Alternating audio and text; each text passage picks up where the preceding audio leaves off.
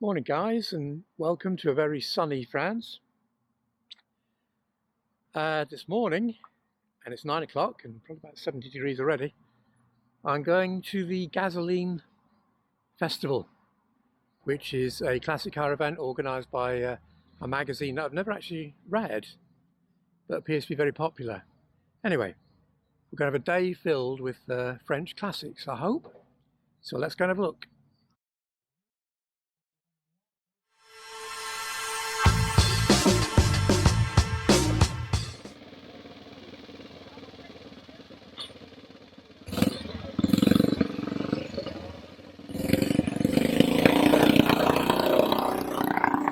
Well, I can't actually get in yet because the gates are not yet open. So outside we're queuing up and we have a 2CV going past, the PL17, a Porsche, an MG, another Rancho waiting to turn in. Anyway, beautiful PL17 turning in. I used to have a Tiger version back in the 80s. Nice pair of tractions.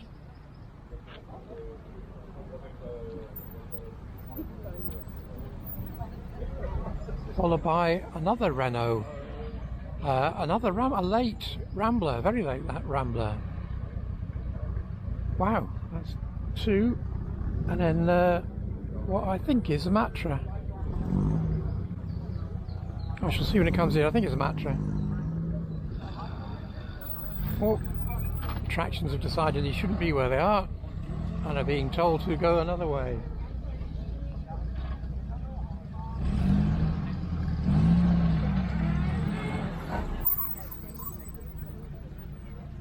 And then a host of later Renaults, all coming in en masse. Load of 20s, TSEs.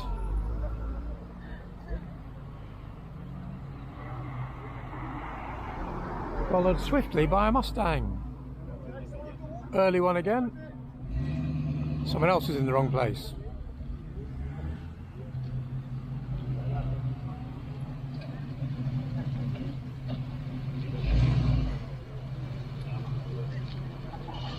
Oh, and then a very early D-Grill Renault 4.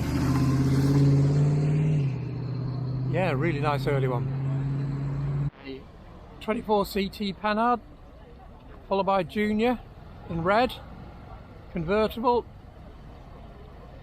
followed by a Dyna Estate, and then another 24 CT. And nipping in on a quiet Simca 1000 Rally, possibly a copy. No, it's a Rally one. This is a Rally one. Lovely, beautiful. What a start to the day. We're not even in yet. 404 convertible coming out. Right, we're in. It took 15 minutes longer than expected, but we finally get allowed in. Right, we're in. Just passing a lovely Peugeot 604 diesel. And the first one we come to are the Panhards, or Panhard, depending on your pronunciation. And first up, the little Dyna we saw as we came in, now with the hood down. Got to be one of the prettiest little convertibles of the era. Beautiful little car.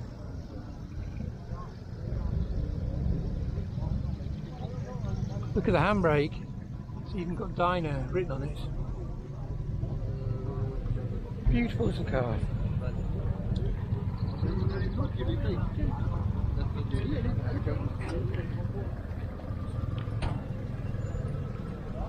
Oh, and here comes the other red one we saw, coming to join its mate. You can probably, I don't know if you can see the fan circulating at the front. It's got air-cooled engine, flat twin. Made good power for the size, all times the Panhards. And then a Dyna Z12, which is a predecessor of the PL17 in black, and another one next to it in two-tone green, 1958. And then the estate version of the same car, then next to it, the PL17, its updated version. You see the front end changes slightly.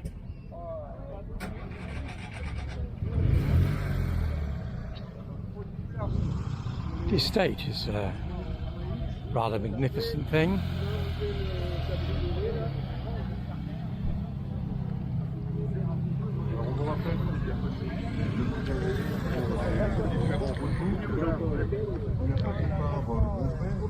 Styling is superb on these. And then, I don't think I've ever seen this many together. We've got a convertible, dyno,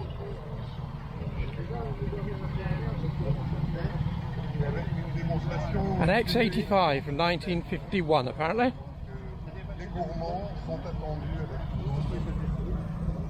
Another PL17.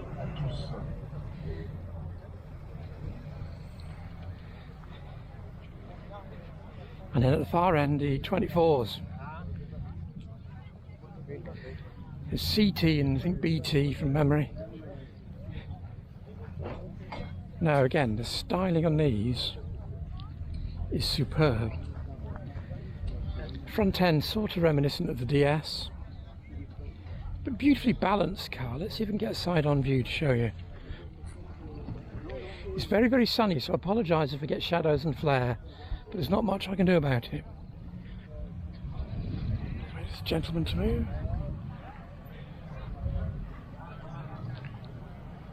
Oh, he's opening his bonnet. Alors sur la droite du château, vous avez la bourse et toute une série de There is flat twin in all its glory. Distributor on top. Similar to a 2CV really. Dynamo mounted on top, where the alternator is on a 2CV. Yeah, the rear end, the way the lights are built in and things, is so futuristic. These are 60s cars. And then onto the what's effectively Simcas, Talbot Matro Ranchos. There's probably more here than there is left in the whole of the UK. These are basically built around the 1100 platform with a plastic body. But beautiful cars. I'd have one. And there's even one here that's got a soft top at the back, which I've not seen before. That's unusual. I don't think we got that one. In fact, is it badged differently? No, Belgian Rancho, just with a soft top. And next to that, a Murena. Oh, and then another soft top. Yeah, another soft top. I didn't realise I don't think we got these in the UK, to be honest. Let's have a look. There's a little thing on the front. Matro Rancho decouvrable, so convertible. 1442 cc's, 80 brake horsepower, limited slip differential. Wow. Marked up as the topless Rancho in the advertising.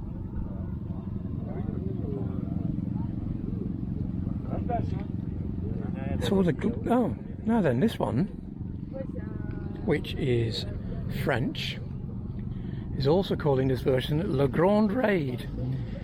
And it says it's the first vehicle, mass-produced vehicle, to come with a limited slip differential as standard. Well, there you go. In the Simca 1301 Special onto the Simca Club France stand, which sports a Rally 2 at the beginning.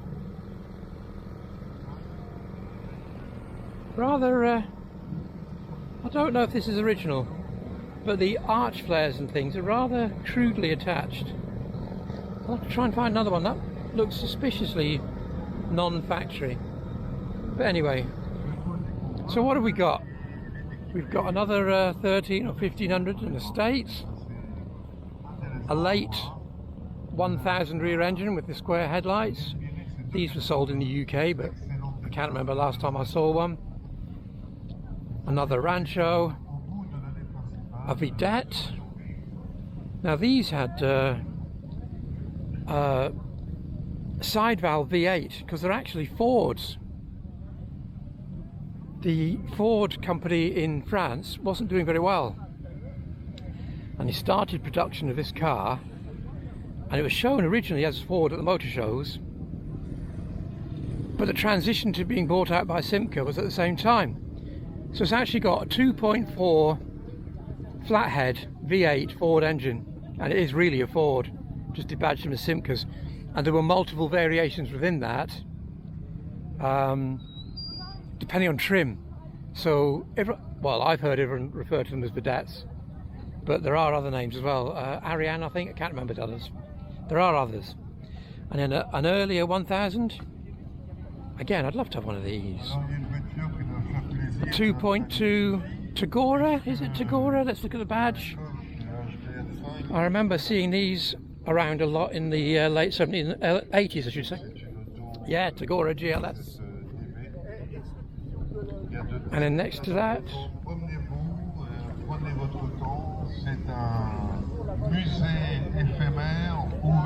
a Versailles, which is another variation on the one we just seen, the Vedette. Trim details and things, I think mechanically they all stayed roughly the same. Talbot Simcas. Again, these were available in the UK. A little Rally, which is a right pokey little car. And a Ronde. P60 a Ronde. Oh no, is it a P60? Yeah, P60 a Ronde is right.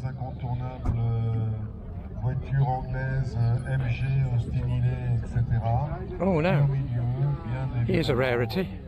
And a Ronde Coupe. Very, very unusual. Must be a very rare car.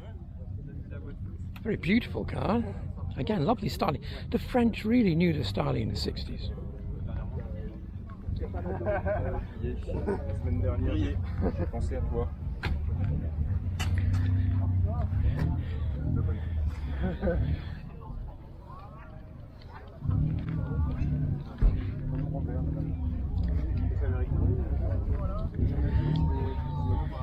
And then across the way was that yellow car I saw coming in, which I thought was a Matra.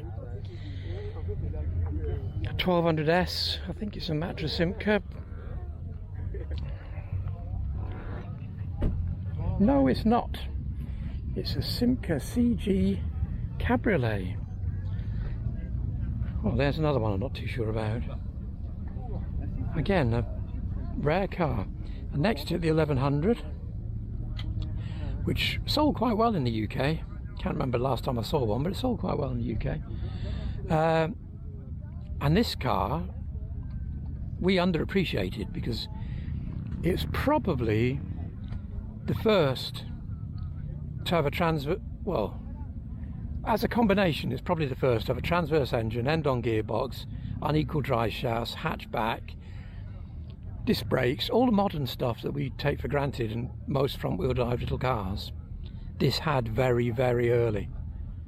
So yeah, a good car, underrated. Engine's got a bit rattly, the cams used to wear out, and of course they rotted like mad, which is why we've got very few left in the UK.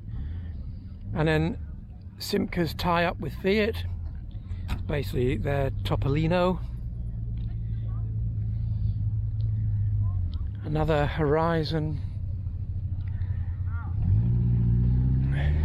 an Elise P60, and a 1301 Special that we saw as we walked in. So let's move on. And next up, as we walk past another Murena, oh, we've got a Matra.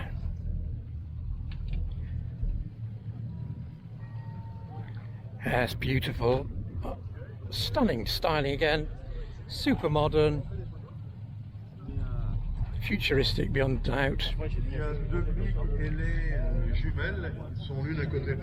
Beautiful car.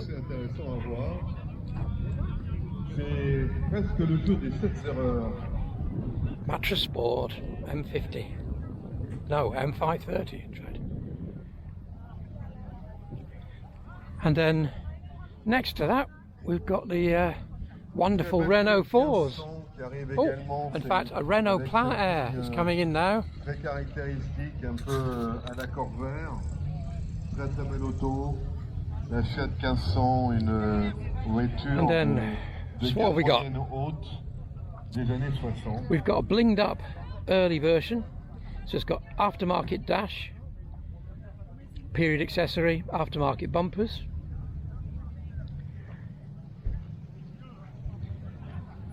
It's got the early position lights on the wings, aftermarket door handle surrounds, trim for the sliding windows, wheel trims, il y en a d'autres plus courantes. number plates around. This thing's got L'important c'est de les regarder et de les aimer. Profitez-en. louvered window for the heat. This thing's got probably all the accessories you could possibly want on an early 4. Next to it, another early one. And it's accessorised inside as well. I don't know if you'll be able to see this. It has a clock in the centre of the steering wheel. Amazing. Somebody spent a lot of time and money collecting all these extra bits. It's got the central bonnet trim. Wonderful. And next to it, another early D-shaped grille. So it's probably a 3-speeder. Yeah, 3-speeder. 750 Renault 4L Export, and be another 3-speeder and another 3-speeder. So we're well sorted for early Renaults. In fact, there's another one here. Et vous aurez le plaisir de recevoir une poche dans laquelle Then a il y a Renault un 6. pour faire l'un des 4 rallyes qui ont été Again, organisés there par could be virtually none le left in the UK, qui nous sadly. reçoit aujourd'hui dans ce cadre vraiment merveilleux du centre équestre. F6 Renault van in yellow, 4x4, a SynPower 4x4. Again, a fairly rare conversion. There was one on eBay about 2 years ago, an F4 SynPower, which I would happily have bought, but it needed differential work, I think, from memory, and getting parts for that would have been impossible. And then there's our Plein Air again. Renault 4 beach car, really.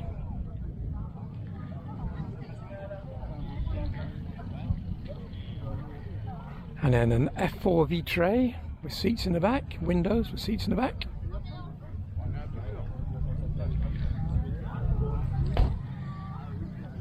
Belgian 60s special edition. A very late 4. And then this is the vient d'arriver un coupé rebelle qui s'est stationné budget version, de la voiture du Highway Patrol, which is right at the very end, without the rear window. Reconstitué sur la pelouse de la mode Beuvron. They did have one with that window right at the beginning and then right at the end. I think they were sold in Belgium. Another 6, the service van we saw at the campsite, and then a couple of newer 4s. And then, amazingly, a row of Renault Ramblers. Now let's see what we can see now. One from the campsite. So they're all of similar age, apart from the second to last one, which is one of the later variants. Sadly, none of them have got the bonnets open, but basically they've got a 6-cylinder 3.2 litre, yeah I think so, 3.2 litre engine, and essentially it was an AMC Rambler built for Renault, by Renault, as a knockdown kit in Belgium. So 62 to about 67, 68, something like that.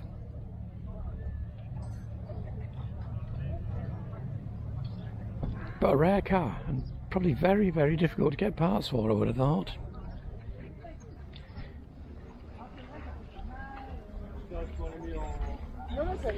And then this one has been done up as a highway patrol vehicle, which is a shame, I think, because it isn't actually a Renault Rambler. So it's more rare as a Renault Rambler than as a copy of a police car, but whoever owns it can do what they like, it's their car. So this is an American compact car really, but in European terms, massive. Look at the size of that boot.